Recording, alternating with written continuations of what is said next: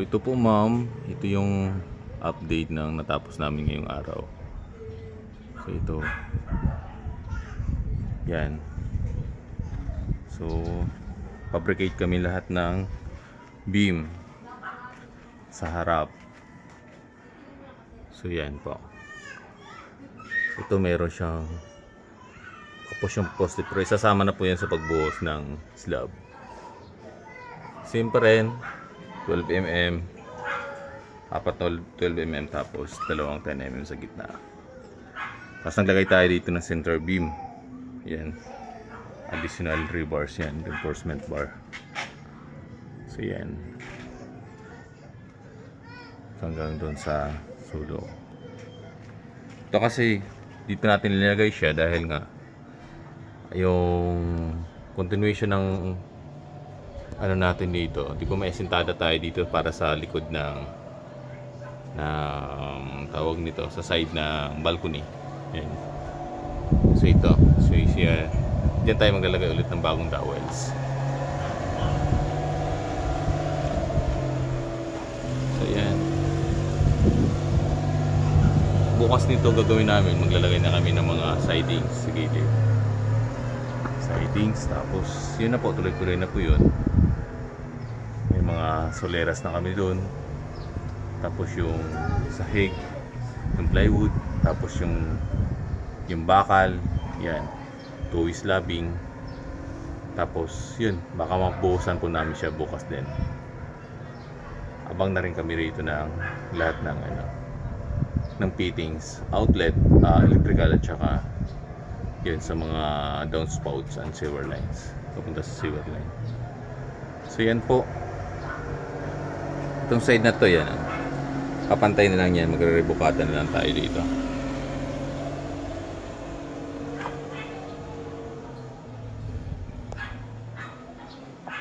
So ito 1.5 to, ito 1.5, yung sa balcony 1.5 by, sukat ko kasi nito, in-adjust ko ng 130. So yan, medyo mahaba pa rin. Tapos ito, yung the rest, ito na rin sa side to, sa taas yung minimain ko, sa rooms. Yan, magiging ano na siya, kasama siya sa master bedroom. Yan. Tapos doon sa taas, umuwi na yung mga tao. So ito yung plastering, yan, pinagawa ko na rin ng plastering dito sa side. Ito yung ating papuntang laundry. Yan, para maglalagay pa tayo dito ng pinto. So meron tayong door jump, hamba. Tapos ito, yan, kakantuin pa yung bintana. Yun. Ito plastering na rin. Isang buo na lang siya ng plastering dahil po maliit na yung kung ipapantay pa siya doon sa wall. So yan, pinantay na natin. Langanin na po. Simple yung kabila. Yan. Yan. Dito, yan. So yan, plastering na rin pa. Yan. Ito yung linya ng ano natin para sa rinse hood sa baba, sa kitchen. Yan. Yan, ventilation natin ng CR. Tapos ito, yung tres na yan, yun ang exhaust fan. Yan. Tapos yun yung downspout, tapos floor drain, tsaka ito. Yan. Mga dudugtong pa natin yan. Tapos yun, tatambulan natin ng mismo concrete. So ito naman yung height ng ano natin. Yan. Yan. Tapos meron pa tayong beam dyan. So ang pinaka-pinis nito ng ano nyo, kung magkikisami tayo, halos nasa 2.7. Yun, aabutin siguro. Yun, 2.7. Tapos yun, medyo pa naka-elevate siya dito papunta rito sa dito kasi ang ating inside gutter.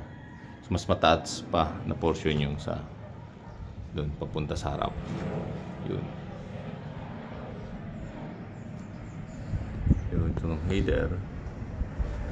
Papapansin nyo, hindi siya okay pa yung pagka-plaster dahil may hamba pa tayo dyan. Saka susukatin natin ng bago nila ikinis.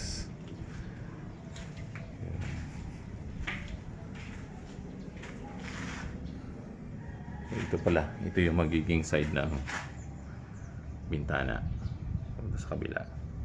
Tapos meron pa tayo dyang biga. Yan.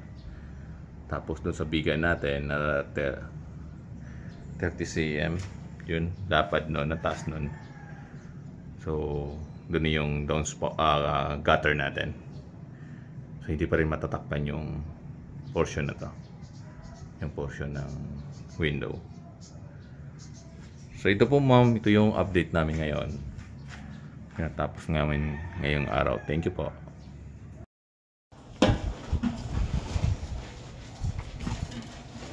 So ito ma'am, ito yung yung reinforcement natin sa sa slab natin, reinforcement part.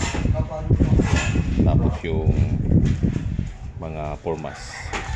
So ito po. So, 2 slab yung ginawa natin dito. Ayan. Gumamit tayo dito na 10 mm. Makikita nyo po. Yan, 15 cm na yung mga distance ng ating bakan. Tapos, yan. Yung biga, kahapon meron akong video nito. Meron tayo ditong floor drain dahil po ito yung balcony. Ayan. So, meron na tayo na rating floor drain. Ito yung ating concrete canopy o yung overlap natin. So 30 cm siya. Ginawa natin yan. Nandun sa side. Ito kasi sa design natin, ito yun. Saka sa plan, 30 cm din. Sama yung breaker. Ito po, yan. Offset na to. Yan. So, ito na yung sa base doon sa pinaprove namin doon sa inyo. Ito na yung 150 pong finish ng ating balcony.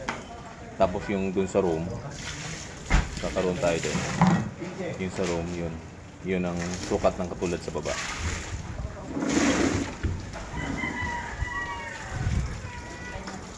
Yan po, nililinis po namin para po yung mga debris yan matanggal. Tapos ito yung dowels. Nabon na kami ng dowels. Para po ito sa yung na-propose natin yung design sa baba. Same lang din dito sa taas. So yan, nabon na natin yung mga dowels. Pati dito sa wall, yung i-continue nating wall. So may dowels na rin.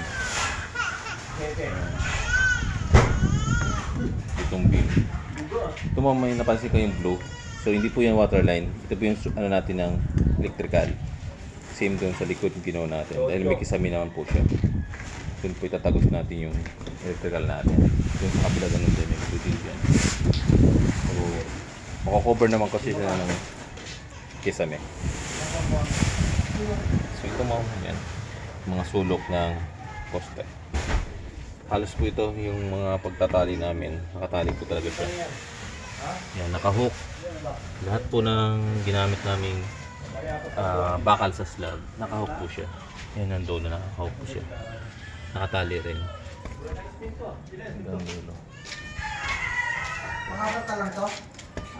Dito, yan, stopper na lang po yung plywood natin. Okay. Ngayon po, anong oras na po? 4:49. So, nagre-ready na kami ng halo. Bubuhusan po talaga namin ngayong araw. Kahit mag-overtime na yung mga tao. Para po sa Monday, matigas na po siya. Pwede na tanggalin yung mga ibang sides na formas. So yan po sila, magpahalo sila. Lapit lang din ang paghahaluan. Pero mahirap lang siyang iakyat dahil nandun yung ating mga gravel. Tsaka sand. Ito ma'am, mamaya po yung final po nito. Ibibideo ko rin. Tsaka yung kabuhos namin. Thank you po. Hello po, so bali po ito po yung aming officially ka 12 days So, bali, pang 2 linggo na namin ito. So, nabuhusan yung back extension din. Ito nga po yung sa pangalawang linggo namin, yung front extension naman. So, pero dun po sa, sa time frame po ng 2 weeks na yun, nakapag, na rin po kami dun sa back extension, nakapag asintada din, nakapag plaster ng back. Meron lang dun sa pinakalikod nila mga is, hindi talaga kaya i-plaster kasi ang gap is hindi kasya yung tao. Yung pinakapayat naming masun, pinapatry sana naming ipasok, pero hindi talaga kaya. So, pag may nahulog na tao dun, need talaga rescue, hindi siya makakalabas. So, parang ganun yung gap doon. So, hindi ko na kasi siya maakyat. Nanginginig yung tuhod pag maakyat ako doon. Pero pag nung nagpa-abroad po ako kila ma'am dati ng bintana, talagang inakyat ko yun. Then, pinakita ko kila ma'am yung siwang sa likod na yun nga, hindi siya magbintana man sila. Pader naman ang kabilang kapitbahay yung makikita nila. So, parang useless din yung bintana na doon na part. So, bali, ang kasi nila, hindi talaga sila dikit na dikit kasi merong pader yung ipek. So, yun yung pader na yun yung gap ng nila ng kabila. Pero, hindi siya dikit na dikit. So, yun na yung iano ko din sa taas para po makita nyo.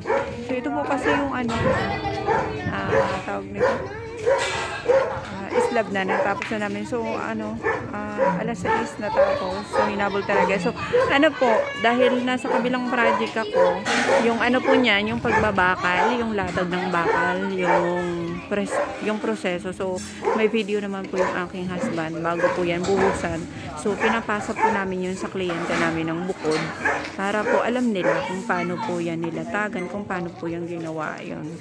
Yun lang po. Kasi pag ganyan na siya, naipakita mo na ganyan na. So, hindi naman makikita kung ano yung nasa loob niyan. So, yun yung talagang ginagawa namin. Nagbubukod kami ng video bago po yan buhusan. So, doon na po tayo sa taas. Kasi para po, makita nyo yung sinasabi ko doon. So, ito pala ay babaguhin namin yung nito. Yung roofing. So, babaklasin talaga namin siya ng buo. Yung roofing. Kasi nga, panibagong trusses kami. Kasi yung roofing nila ma'am na gusto ngayon is yung nakikita natin ngayon na sa mga bagong design. Sa mga high-end na design. So, ganun yung gustong roofing nila ma'am. So, ito po yung slab na natapos. So, yung hati na yan, so magiging part kasi siya ng kwarto din. Ito lang yung balcony nila ma'am. So, pinapalog po, nag-double check ako kila ma'am kasi wala naman sa plan. So, nagpa-abroad ako kanina kung meron dyang water line. So, wala daw. So, naglagay lang kami ng floor drain. Kasi, syempre, alam niyo naman, balcony, pag umampias yung tubig pa ganito, nga namang lilimas, syempre, dapat may daanan ng tubig, ulan. So, yan po. So, ito yung magiging kasama sa kwarto. So, ito po, totally baklas po yan. Yan, babaklas po yan kasi panibagong layout. Ito po yung sinasabi ko na sa time frame na 2 weeks, nagawa na din po nila. So, yan. Yung pader ng likod at nakapag-asintada kahit paano. Mag-ano sila mali. Nakarang yan po yung slab namin. Nakababa dyan ng tubig. So makikita nyo yan. And finicheck talaga namin yan sa ilalim kung tumatagas. Nagsisend kami yan sa kliyente namin na nag-slab test kami kung tumatagas. So yan po. Yan po yung peak. So ano na po yan dyan. Ito na yung panibagong bintana nila mo. Ang susunod na patong dyan is yung beam na po. Beam po yan. Hanggang doon po yan. Papunta po sa harap. Kasi nga po, panibagong layout. So, babaklasin namin yan. Totally yung process. So, yan po ang aming natapos sa buong 2 linggo.